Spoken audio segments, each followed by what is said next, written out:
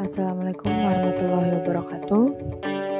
Di sini saya merupakan mahasiswa dari Universitas Negeri Surabaya, program studi Teknik Informatika. Di sini saya akan menjelaskan tentang channel server pada mata kuliah Jaringan Komputer dengan dosen pengampu Bapak Agus Prihanto, STMKOM. Sebelumnya perkenalkan, nama saya Faris Artika Farhani dengan NIM 251204055. Kita langsung aja untuk ke materinya, server.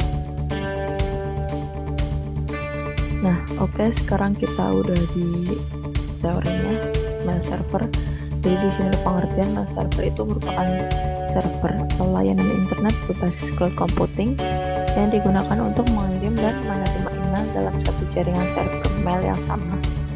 Nah, mail server ini bisa mengumpulkan, mengolah, dan mengirim data sesuai informasi dalam bentuk email atau surat elektronik. Nah, fungsi mail server, fungsinya itu sebagai pengatur dan sebagai pengatur atau penerima dan penyalur respon atas email yang masuk. Nah, kemudian ada webmail server. Ini merupakan sarana, jadi dia merupakan sarana yang bisa mengakses email melalui web dan kata lain itu webmail server merupakan interface dalam kata lain sebuah email dapat berada di dalam web, sehingga di dalam buka email tersebut kita harus membuka web terlebih dahulu dengan koneksi internet gitu. Kemudian ada protokol email.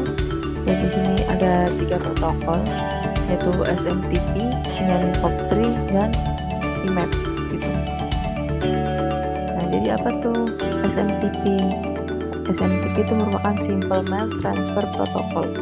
Itu merupakan protokol untuk berkomunikasi dengan server guna mengirimkan email dari lokal email ke server gitu. Nah, ini ada portnya. Jadi kita lanjut. Tadi kan ada SMTP, POP3 sama IMAP ya. Dan sekarang kita ke POP3. POP3 atau yang kepanjangannya itu Post Office Protocol 3, itu versi terbaru dari protokol standar buat menerima email. Nah, POP3 ini merupakan protokol klien atau server di mana email itu dikirimkan dan mengunduh semua email ke email lokal gitu. Terus di sini apabila Anda mengakses akun email yang sama dari perangkat berbeda, nah kami sangat merekomendasikan itu untuk menyimpan backupnya, karena takutnya itu untuk antisipasi aja, semisal perangkat kedua itu nggak ngunduh emailnya, sementara yang perangkat satunya lagi itu udah menghapusnya. Jadi kita antisipasi dengan membackup gitu. Dan di POP3 ini protokol komunikasi satu arah. Jadi artinya itu data diambil dari server dan dikirim ke email lokal di perangkat komputer gitu ya. Ini port default POP3-nya. Kemudian ada kelebihannya dan kekurangannya. Jadi kelebihannya itu ketika email sudah diunduh melalui aplikasi lokal mail di komputer, kita nggak perlu terhubung ke internet apabila ingin membuka kembali. Kemudian kebanyakan tidak ada ukuran limit untuk email yang dikirim dan diterima. Kemudian dapat membuka file attachment dengan cepat. Kemudian yang terakhir, tidak ada ukuran maksimal untuk mailbox kecuali hard disk komputer penuh gitu ya. Kemudian ada kekurangannya. Di sini kalau JavaScript-nya di email reader itu diaktifin, jadi email phishing itu bisa terbaca di email gitu. Kemudian semua pesan akan disimpan di komputer. Kemudian semua file attachment diunduh dan disimpan dalam komputer, karena potensi komputer terinfeksi virus itu akan lebih besar juga gitu. Kemudian folder email terkadang hilang. Dan ada IMAP. Di sini IMAP merupakan Internet Access Protocol. Jadi kayak sama POP3, ini digunakan untuk mengirim email ke lokal mail. Cuman ada beberapa perbedaan aja di cara kerjanya gitu. Nah, IMAP ini komunikasinya dua arah, sedangkan yang POP3 tadi kan satu arah ya. Jadi IMAP ini merupakan perubah yang dibuat pada local mail yang dikirim ke server. Jadi pada dasarnya itu tetap berada di server gitu. Nah, kemudian dalam IMAP ini email disimpan di server. Jadi ketika ngecek email itu local mail akan menghubungi server untuk menampilkan pesan email gitu. Sehingga file pesan email itu tetap ada di server dan bisa download ke email lokal. Kemudian ini ada juga port IMAP defaultnya. Dan ini ada kelebihannya. Yang pertama itu bisa mengakses email dari mana saja melalui perangkat berbeda. Kemudian email itu bisa diakses melalui web browser tanpa aplikasi email. Kemudian Anda bisa mengunduhnya itu pesan yang ingin dibuka, kayak jadi kita nggak perlu nunggu semua pesan diunduh gitu. Kemudian attachment itu nggak secara otomatis diunduh, jadi itu bisa diakses lebih cepat gitu ya. Untuk sekarang ini kebanyakan pakai itu sih, pakai IMAP. Jadi ya sekarang itu kebanyakan pakai IMAP gitu. Kemudian di sini ada kekurangannya juga. Kekurangannya yang pertama itu ada beberapa layanan hosting itu tidak mendukung IMAP.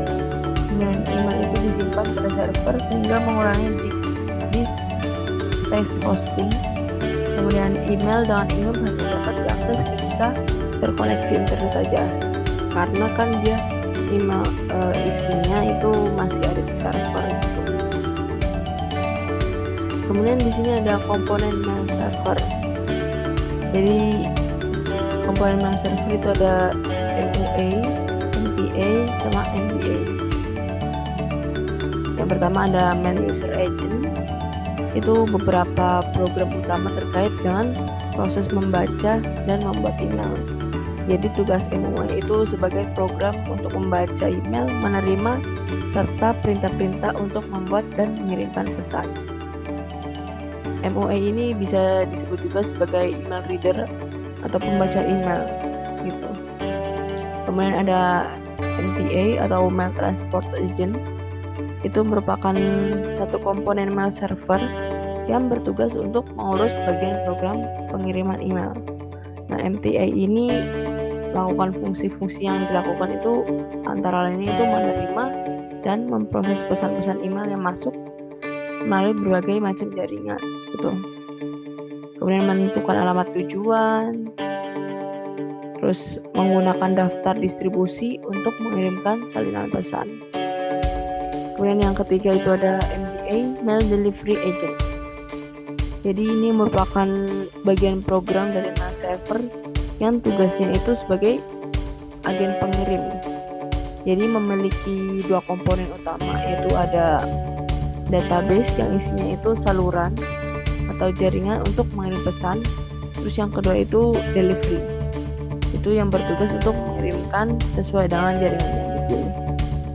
Nah, jadi komponen mail server itu ada tiga ya tadi, ada untuk mail user agent, mail transport, sama mail delivery. Nah, kemudian di sini ada cara kerja web mail server. Jadi mail server itu punya dua server yang berbeda fungsinya, yaitu server yang berfungsi sebagai outgoing server atau yang kita sebut sebagai sending email. Terus yang kedua itu incoming server, itu yang menerima email. Nah, outgoing server ini dihandle sama SMTP tadi pada port 25. Sedangkan yang incoming servernya itu dihandle sama POP3 pada port 110 atau IMAP pada port 143. Nah, jadi proses pengiriman email melalui TCP atau IP itu dianalogikannya kayak gini. Jadi ini pengirim, terus dia masuk ke user agent komponennya, kemudian dia masuk ke waiting list email, kemudian di sini ada masuk ke MTA, kemudian ke user mailbox, kemudian di sini masuk lagi ke user agent, dan terus ke penerima gitu ya. Ini ada jenis-jenis mail server. Di sini ada send email, terus postfix, qmail. Send mail itu sistem mail server yang paling standar dan digunakan pada sistem operasi Linux atau Unix. Dan ada postfix, merupakan hasil pengembangan dari server send mail. Jadi bedanya itu bisa dijalankan pada sistem operasi Linux, Unix, serta macOS. Kemudian postfix ini itu diharapkan bisa menggantiin dari send mail itu sendiri gitu. Kemudian di sini ada email. Ini disebut-sebut itu sebagai server teraman dalam sistem operasi mail server karena qmail ini belum memiliki sedikit celah keamanan yang bisa mengganggu maupun merusak mail server itu sendiri gitu. Nah, contoh penyedia email yang menggunakan qmail itu ada Hotmail sama Yahoo. Kemudian di sini ada contoh mail server. Di sini ada contoh dari MTA atau Component Mail Transfer Agent.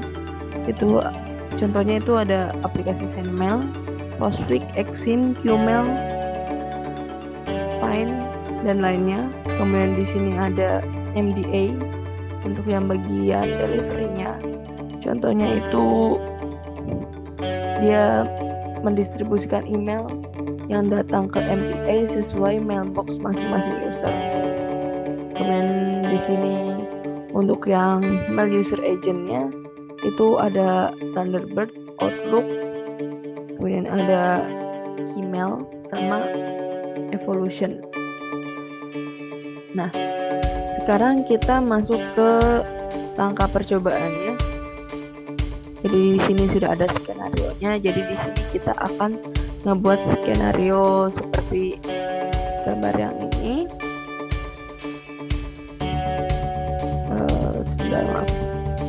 Seperti gambar yang ini. Jadi nanti saya juga udah siapin gambarnya. Ini seperti yang kita gunakan pada skema sebelumnya, praktikum web server sama FTP server gitu ya.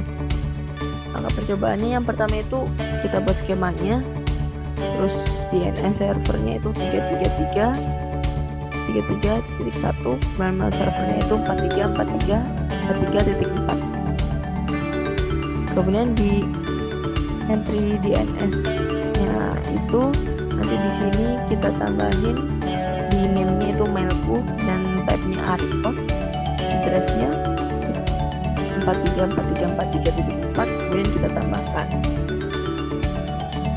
Kemudian langkah selanjutnya itu di PC1 kita jalankan perintah ns lookup. Nah, nanti akan muncul seperti ini. Jadi untuk mengetahui apakah sudah terhubung atau belum gitu. Kemudian langkah yang keempat itu pada mail server. Jadi di sini di emailnya kita masukkan tadi nomornya itu mailku.com, dan di sini di on kan, dan kita tambahkan. Dan kita cek lagi ke PC1. Ke PC1 kita itu konfigurasi aplikasi mail client dan coba buat kirim email ke user 1, PC1 dan ke user 2 laptop. Ini nanti konfigurasinya kurang lebih seperti ini. Nah, langsung aja kita ke aplikasi untuk simulasinya, yaitu Cisco Packet Tracer.